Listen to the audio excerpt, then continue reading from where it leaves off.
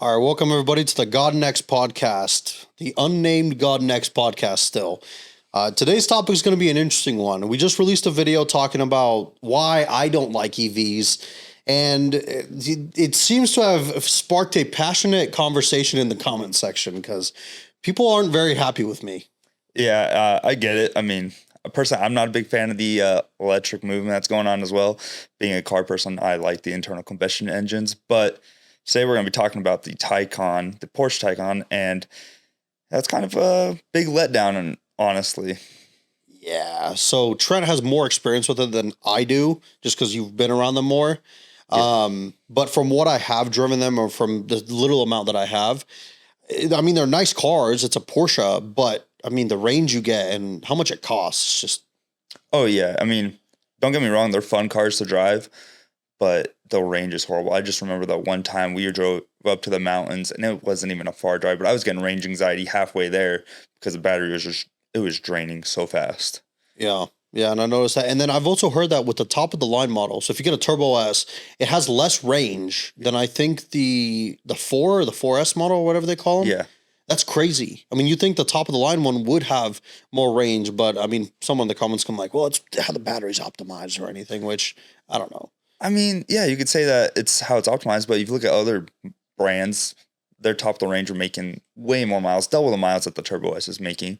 I think I remember seeing that like Turbo S fully charged 180 miles range, which is horrible. That's horrendous. And that car's like a $200,000 car. Yeah, I mean, it's advertised. I think it's supposed to be like 250 advertised, but it's just, yeah, it's not living up to what it's supposed to be. That's ridiculous. I mean, okay, so the Tesla Plaid, which is, I guess, a direct competitor to the Taycan now, starts at like 80 grand. Yeah. Like, that's crazy. You get a car that does 0 to 60 in like 1.9 seconds, much cheaper than the Taycan, better range, and you can charge it everywhere because there's supercharging stations everywhere. Yeah, and the Taycan, even the base model, which is just two-wheel drive, rear-wheel drive, it's starting, I think, at like $70K, and yeah, for the Plaid to be top of the line, $10,000 more. Much as I don't like Tesla, I'm not a big fan. I would take the Tesla over the Taycan. Same. And I mean, again, the Porsche will have better build quality. Yeah. It won't have as many panel gaps or anything. The interior is nicer. Mm-hmm. I actually prefer the infotainment system in the Tesla though, because the one in the Porsche I think is a little weird. Like to delete your phone and everything after you've hooked it up, it's like this whole like it's basically German-fied. It's complicated. The amount of times I've had to look up on my phone how to remove my phone from a device is ridiculous. Every time I get into the car, every time. Yeah, and one of the biggest points I want to drive home that for me at least when it comes to the Taycan is how much they hold their value. Mm-hmm. So.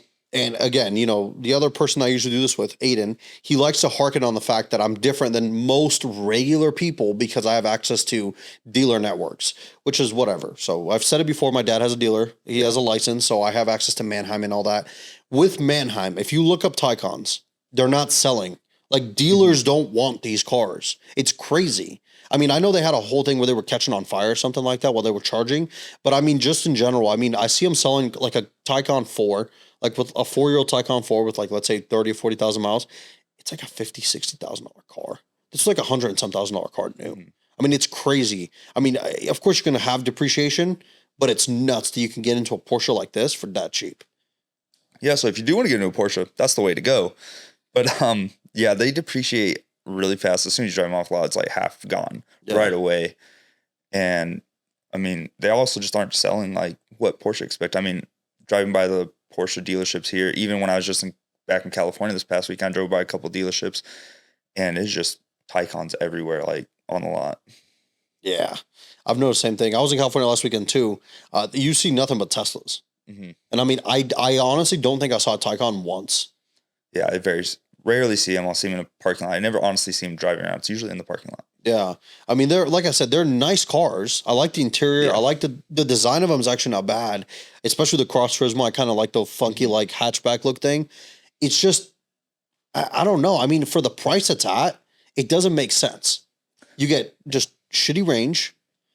I mean, like I'm paying $200,000 for a car with 180 mile range. And I guess the argument that someone's going to make is going to be, well, you're probably not going to try to do this long distance with this. Well, it's like, why not? Yeah. I mean, if this is the direction we're going in is in the future, everything's supposed to be electric, you're going to need these cars to be making long range trips. what else are you going to take on a road trip when they say combustion engines are no more? Yeah.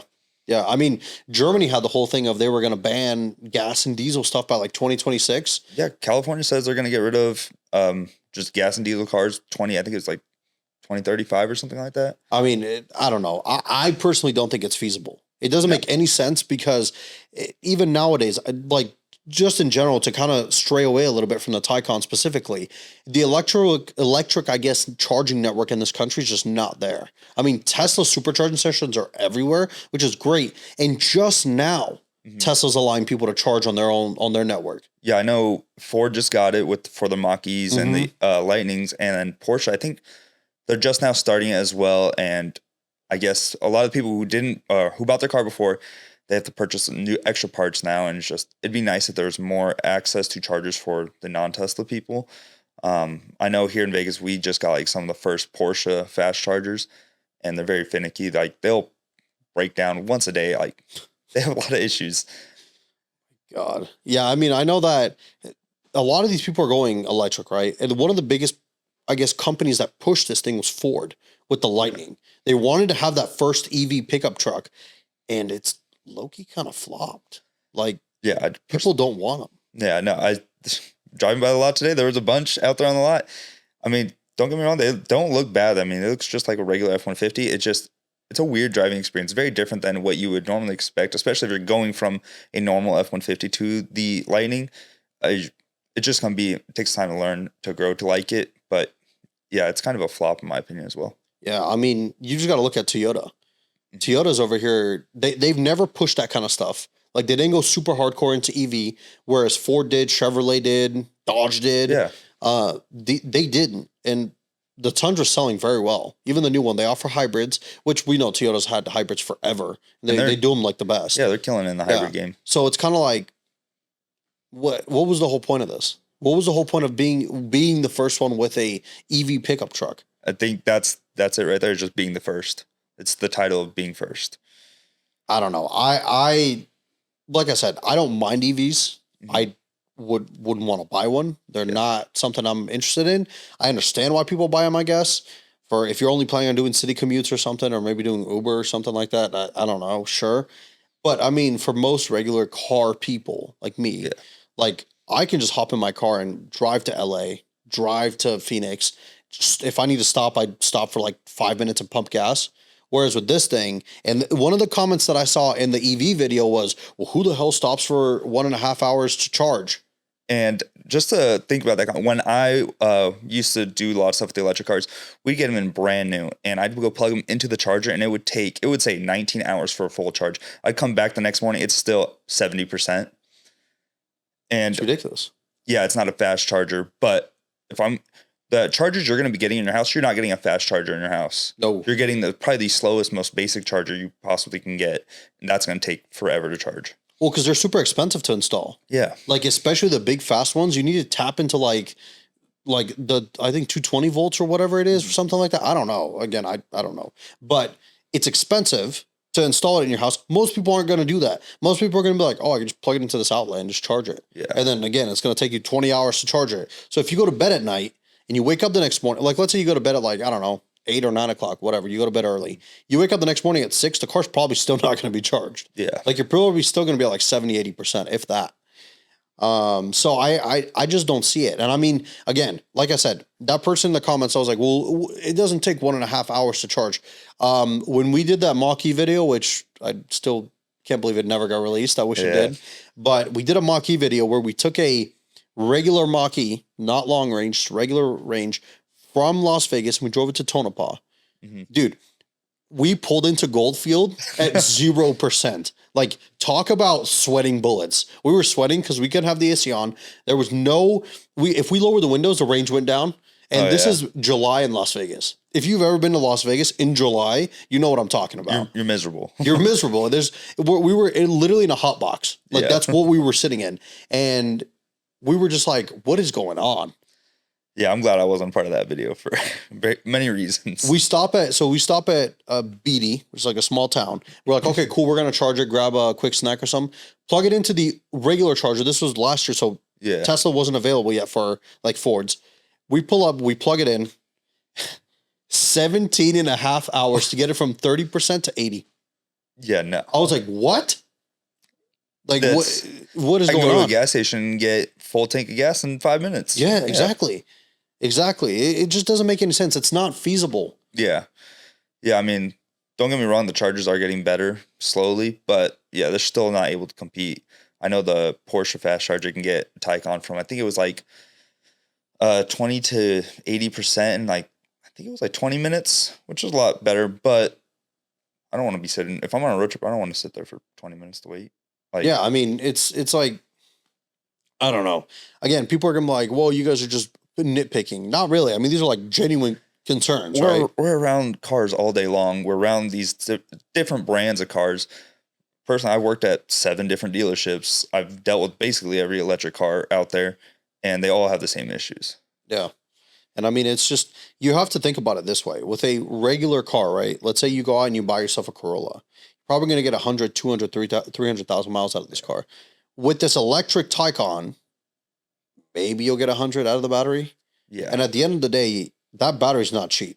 And it's then, like 30 grand or something like that. Yeah, I've seen them go through and replace batteries on those cars. It is a whole, they got to clear out sections of the shop to just, and they have to put caution and everything just because of all the volts and everything like that. It's a process. And then think about it this way. How do you dispose of these things? That's true. Like I don't even know. I haven't seen them do anything with them. Yeah. I mean, it's ridiculous. It's actually ridiculous. But you guys let us know down below what you think. Are we just yapping, or are we actually making up some legitimate points? Because some of the stuff I've heard online, people are like, well, you're just coming up with like BS points. This isn't a real world thing. And it's like, yeah, it is. Like, this is an actual question I have. Like, yeah, I mean, there's going to be questions when going to an electric vehicle because there's so many unknowns. They've only been around for, I would say they've only feasibly been around for maybe 10 years. Mm-hmm. But 5 years is when the last 5 years when they really blew up, seems like. And yeah, it's just, there's so many unknowns about it. And even just driving around the city, I get range anxiety, and it's like 5 miles down the street. Yeah. I'm like, I don't know what's going to happen. Because if you run out of battery, you can't just call a tow truck to come fill it up. You can't just walk to a gas station. You got to get your car towed. Yeah. You got to tow it to maybe the dealer or maybe to a charger, plug it in and hope it starts charging. Yeah. And then you got to sit there, wait till it charges, because that's a good point. If like when we did it with the Mach-E, I was telling the guys, I was like, if we break down, yeah, and you guys are in the middle of nowhere. Like, we're done, because it's not like we can just, hitchhike somebody to go get us a jerry can and we could fill it. That's not how this works. What are they going to do? Bring a generator to start charging the car? Like, it's ridiculous. What are some good things you think, I guess, about Taycan? Because we've been hating on it. Yeah, we have been hating on it. A lot of hate about to say the least. Don't get me wrong. I'm a big Porsche person. Like, I do like that brand. I do think the Taycan is a good looking car. If you compare it to a lot of the electric cars out there, like the Ioniqs, I mean, those are good cars too. But the Ioniq 6, I think, is ugly. One of the ugliest cars out there. Why does it look like a spaceship? I don't know. And then Teslas, to me, I said this all the time. The front end, it just reminds me like of a fish. I don't know. It's there's something about the Teslas. I don't like the design. They're so boring. And I think that's where Porsche excels, is with the Taycan. You can definitely tell it's a Porsche, even in some of the design aspects of the Taycan have translated into like their motorsports stuff, like their hypercar and motorsports. It's got the exact same headlights that you'd see on the Taycan. So they've definitely done some very innovative things with it. Yeah. And I mean, I've driven probably 3 or 4 Taycans. I've driven the base and I've driven a Turbo S. And I got to tell you guys, it drives like a 911. Yeah. I mean, if they got one thing right with this car, it's the driving aspect of it. It drives so tight. It handles so well. If you have to buy an electric car, but you want a good driving car, the Taycan's the way to go. Yeah. I mean, it drives so well. Yeah, you'll get a good driving car. Just don't take it very far. Exactly. But yeah, I mean, it was based on the 911, so that's where a lot of the stuff came from. So that makes sense a lot. Interior, actually, I do like the interior of the car. The seats are super comfortable. It's different because Porsche is known for their ignition on the left-hand side. Yeah. And they still do it, but now it's an actual power button. Mm-hmm. And on the right-hand side, that's where I have the switches to put into drive and park and everything. It's a little weird. Little thing. Yeah, I'm not a big fan of that, but they're kind of going in that direction with all the cars now. The new Cayenne, exact same way, and which one is it? The Panamera. The new Panamera did the exact same thing. One thing I do hate about the Taycan, like turning it off, is and it happens all the time. I'd see it. People will just press the power button thing and it turns off the car. You have to hold the power button down, or else You your have to battery hold will, it? Yeah, you have to hold the button down until basically you have to hold down for like 2 or 3 seconds for it to fully shut off, or else your car will stay on and your battery will just drain. Very weird because The more you know. Yeah, so if you own a Taycan, make sure you're turning it off fully. Yeah. Otherwise, you're going to get up the next morning and you're going to be at what, 10%? Yeah, you're going to be calling an Uber to get to work. But that's interesting. That is really interesting because I got to say, though, in terms of like design wise, you're right. The Taycan is by far the best looking one. Because, I mean, if all we got to look at for Tesla is the Cybertruck. Who designed the Cybertruck? I hate people that say, oh, it's the future. It's innovation, everything. The car looks like it was in GTA 2. Like, it looks like one of the cars I would have stolen on the streets in that game. Exactly. It looks like some 5-year-old literally drew this. Elon Musk's son drew this, gave it to him, and he said, "Oh yeah, well, this is going to be it. Like, this is it. This is the next one." Like what? And I mean, sure, if you're trying to say it's a crazy looking thing, it is. Like, sure, the full steel body, like it looks crazy. But you know what else had a full like steel polished body? The DeLorean. That's true, and we all know how that ended up. And another thing, people are like, "Oh, well, the Cybertruck's bulletproof." When have you ever been shot at? Like, when are you ever going to be in a situation where you're getting shot? Unless you're a criminal organization, unless you're in the cartel or a gang or something like that, who's going to shoot at you? Exactly. I don't see no soccer moms out here getting shot at. Oh my God. I mean, it's funny to us because it's like people find the smallest stuff to be like, this is the greatest SUV ever or the greatest truck. It's bulletproof. Why does that matter? Yeah, I mean, I'm not going out buying a car so I can save myself from gunshots. Like, it doesn't make sense. If you're buying a car like that, just buy like a bulletproof truck or something. I don't know. Go buy a Cybertruck, I guess. But the Cybertruck to me it's a gimmick. I think it's a gimmick. People in the comments are like, no, you just don't understand. And I saw a bunch of them in LA. Like I saw a bunch of them driving around. But I'm like, what is the point of this? Yeah. Like, you couldn't design a normal looking truck? Like it doesn't even look like a truck. It like the back end. There's not an open. I don't think it's open in the back. No, it's got that weird cover over it. It looks like a ramp. Yeah, it looks like one of the GTA ramps. You jump your car off. Yeah, exactly. Oh my God. But I think the Taycan definitely, I will say, beats Tesla in all those aspects. The only one I do would say is very similar, like design wise, to the Taycan. This one makes sense because they all fall under the same parent company. Is the Audi e-tron GT. So that car, personally, I'll take that over the Taycan. I like the Audi. I do like it. And guess what? This is a little known secret so don't tell anybody that I'm telling you guys this. You could go to Audi right now and they're having like $30,000 discounts on those cars because they can't move them. Like the cars aren't moving. So funny enough, the guy from VinWiki, Ed Bullion, he never buys new cars. His philosophy is I'm never buying. He just bought a brand new Audi e-tron. And he said the reason I bought it is because it makes, dude, his lease payment's like $400 a month. Used car prices. Yeah. It's like $400 a month. Oh yeah, on a brand new Audi e-tron, like that's nuts. That's a lot of car for an Audi too. Yeah, and it's a nice car. I mean, it's basically a Taycan just with a different body. Yeah, so I mean, I've sat in that one as well, and I just like the way Audi does their interior. So I'm more very ergonomic. Yeah, like everything works in the Audis, but unlike some other German companies that I'm not a big fan of the electric stuff. Yeah, we're not going to mention them, but another thing Porsche does that Audi doesn't do is, like you said, the Sport Turismo. They got the wagon styles. I do like myself a wagon every once in a while. Me too. How do you feel about the new Boxster and Cayman EV? I haven't seen like the street legal versions. I've seen like the racing specs. They're pretty cool. I mean, they look cool. I do like how they introduced the light bar across the entire rear end, just kind of similar to the 911. But from the pictures I've seen of it, they kept the exact same housing that they have on the current car with just a light bar. Yeah. They removed the housing, so you've got that weird indent right there. It looks weird, but yeah. I don't like Porsche going to sports cars being EV stuff. I know they said they're going to keep the 911 at least regular combustion engine for as long as possible. They are going hybrid with it, but I don't know. I've owned a Boxster. I had a first gen Boxster, Boxster S. It was an 03. It's a great car. Yeah. It never broke down, and it was so much fun to drive. I mean, it only had like 260 horsepower, but dude, that 6-speed manual, like in turns, we'd go driving around like Valley of Fire one out here around Vegas. Like my friend had a Subaru WRX, he couldn't keep up. Oh yeah. Like in the straights, he would take off. but in the corners, I'd just be full Well, throttle. they and handle so well. Yeah, it was such a fun car to drive with nice tires and everything. I don't know. I mean, I don't know about it because I'm a fan of the Cayman, and it going electric is kind of like stabbing the heart. I'd rather see them go hybrid with the Macan. They have the regular, and they just came out with the EV Macan. There is an EV Macan, right? Yeah, it just came out.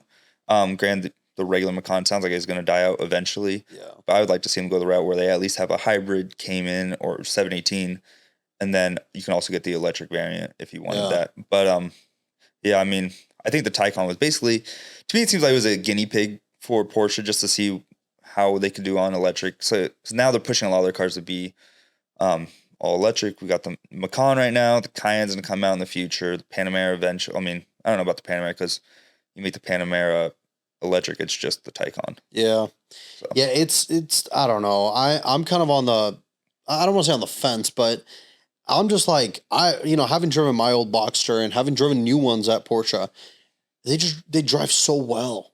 Like, especially hearing that, if you get the flat 6, because I'm not a big fan of the flat 4. No. But like, I drove a Boxster GTS with a 4-liter, and I mean, it just sounded great. You get that sweet 4-liter sound. You get the great driving aspect of a Cayman or of a Boxster, like a little mid-engine car. It's just so much fun to drive. Yeah, they are super fun. I will say I'm not a big fan of how they sound when they're just idling.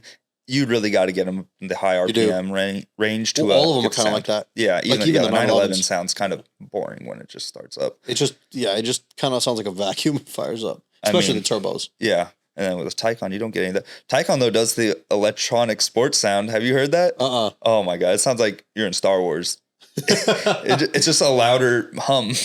Well, the BMW i5 has a sound produced by Hans Zimmer. Do they really? Yeah. So it's actually really interesting. If you watch the video that Aiden did on the channel, the review, during when he accelerates, you can change the different sounds, and it literally sounds like you're in Star Wars. Like the soundtrack to Star Wars and all that with your orchestra, like it plays that kind of stuff. It's crazy. I mean, it's a gimmick, but I mean, but for the people who do want that sound in their cars, I mean, that's kind of be the way to go. I mean, when we had SEMA this past year, they had those sound systems.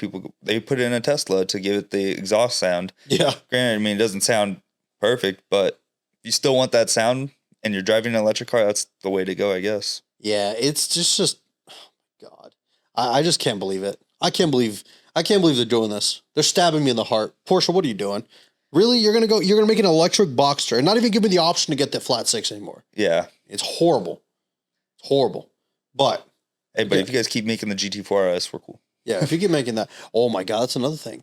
What if they go hybrid with like the GT cars?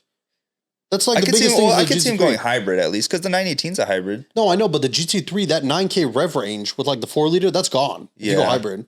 It's true. So it's like, I don't know. I mean, I don't think with at least the 911, I don't think it's going to happen for a long time. But I could see it happen with the GT4s and the GT4 RS. Yeah. Have you ever driven one? Yeah. You've driven a GT4? I've heard those intakes sound crazy. Yeah, like those things are. That's where my love for Porsche comes. It's just all the GT cars, of course.